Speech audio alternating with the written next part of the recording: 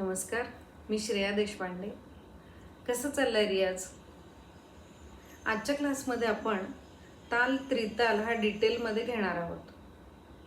प्रत्येक रागाची जशी शास्त्रीय माहिती असते तशी तालाची सुद्धा माहिती असते आणि एक्झामच्या दृष्टीने प्रिपेअर करताना आपल्याला ती पाठ करावी लागते.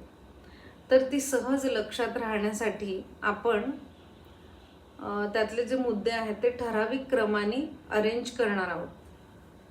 तशा प्रकारे आपण पाठ केली तर आपल्याला सहज पाठ होते. तर मुद्दे बघूयात. पहिला मुद्दा आहे तालाचं नाव. ह्या तालाचं नाव आहे ताल त्रिताल. दुसरा मुद्दा आहे मात्रा. तर त्रितालामध्ये किती मात्रा असतात? 16. मात्रा 16. तिसरा मुद्दा आहे खंड. तर त्रितालामध्ये असतात 4 खंड. 16 मात्रा ज्या आहेत त्या 4 खंडात डिवाइड केलेल्या असतात. म्हणजे प्रत्येक खंडात 4-4 मात्रा येतील. पुढचा मुद्दा आहे टाळी. तर आपण जेव्हा हातावर वाजवतो तेव्हा टाळी अशी देतात आणि खाली अशी दर्शवतात. तर या टाळ्या आहेत 3 आणि त्या आहेत पहिल्या, 5व्या आणि 13व्या मात्रेवर. म्हणजे पहिली टाळी पहिल्या मात्रेवर, दुसरी टाळी 5व्या मात्रेवर आणि तिसरी टाळी 13व्या मात्रेवर. पुढचा मुद्दा आहे खाली. खाली आहे 9व्या मात्रेवर. ती अशा प्रकारे दर्शवली जाते. आणि शेवटचा मुद्दा आहे उपयोग. तर ह्याचा उपयोग कुठे केला जातो त्रितालाचा?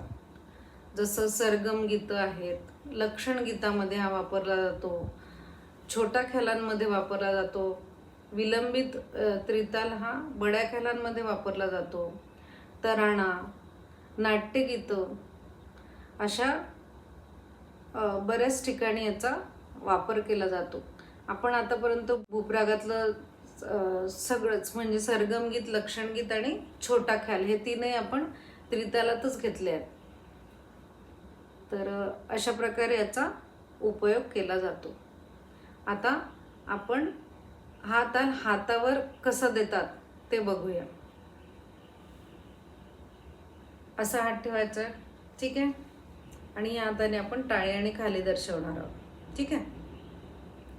तर ह्या तालाचे बोल आहेत धा धिन धिन धा, धा धिन धिन धा, धा तीन तीन ता, ता धिन धिन धा, ठीक आहे. आता मी तुम्हाला हातावर हा ताल देऊन दाखवते. धा धिन धिन धा, धा धिन धिन धा, धा तीन तीन ता, ता धिन धिन धा. म्हणजे बघा 4-4 मात्रांचे जे खंड मी सुरुवातीला सांगितलं ते 4 खंड 4 मात्रांचे असे आहेत. 1 2 3 4 हा झाला एक खंड. 5 6 7 8 दुसरा खंड. 9 10 11 12 तिसरा खंड आणि 13 14 15 16, ठीक आहे. तर आता पाठ करताना कसं करायचं? आधी याचे जे बोल आहेत म्हणजे धा धिन धिंदा, धा धिन धिंदा, धा तीन तीन ता, ता धिन धिंदा, हे बोल तोंड पाठ करून घ्यायचे, ठीक आहे.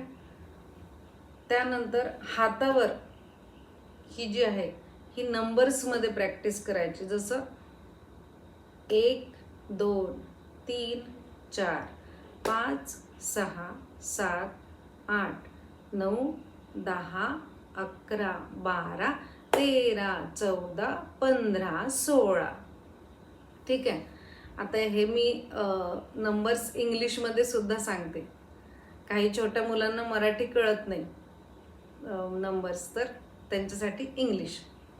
1 2 3 4 5 6 7 8 9 10 11 12 13 14 15 16, ठीक आहे. तर असं हे आपण हातावर वेगळं पाठ करून घेतलं. बोल वेगळे पाठ केले, हातावर वेगळं. आता आपण दोन्ही यांना कंबाईन करायचं. ठीक आहे. धा धिन धिन धा, धा धिन धिन धा, धा तीन तीन ता, ता धिन धिन धा, धा. समयवर येऊन थांबायचं. पुन्हा एकदा करूयात. धा धिन धिन धा, धा धिन धिन धा, धा तीन तीन ता, ता धिन धिन धा, धा. ठीक आहे. तर अशा प्रकारे मात्रा वेगळ्या आणि बोल वेगळे असं पाठ केल्यावर कन्फ्युजन कमी होतं. आणखी एक महत्त्वाची गोष्ट, कधीही हातावर ताल आपण ज्यावेळी देतो तेव्हा घाई करायची नाही. हळूहळू म्हणजे कमी स्पीडमध्ये बोल म्हणायचे आणि हातावर दाखवायचे. त्यांनी काय होतं की आपल्याला विचार करायला, आठवायला वेळ मिळतो. आणि घाई केली की कन्फ्युजन होतं, चुका होण्याची शक्यता जास्त असते. ठीक आहे.